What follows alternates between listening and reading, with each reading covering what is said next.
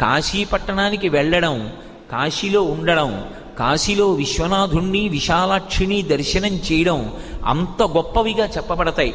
మనం కోరక్కర్లేదు, కోరకుండానే మన జీవితంలో మనకి కావలసినటువంటి సమస్త సుఖములను కూడా కాశీపట్టణం ఇస్తుంది. అందుకే భామ కళ్యాణముల కాటపట్టు కాశీ, అటువంటి కాశీలో మోక్షమునకు పుట్టినిల్లు కాశీ. అసలు కాశీపట్టణంలో మోక్షం పుట్టింది. ఆ కాశీ వెళ్ళినటువంటి వాడికి మోక్షం లభించకపోవడం అన్నది ఉండదు. కాశీపట్టణంలో శరీరం విడిచిపెట్టినటువంటి వాడికి పరమశివుడు వచ్చి తారక మంత్రాన్ని ఎలా ఉపదేశం చేస్తాడు, ఎలా మోక్షాన్ని ఇస్తాడు అన్న విషయాన్ని నిన్ననే నేను మీతో మనవి చేసి ఉన్నాను. మహానుభావుడు పాలిండ్లు కదలంగ పసిడిపయ్యద వీచువ చలాధిపుని కూర్మి ఆడుబిడ్డ ధూత్కారమునరించి తొండంబు ముక్కున శిఖరారావంబు జిలుకుడుంఠి ప్రత్యక్షమై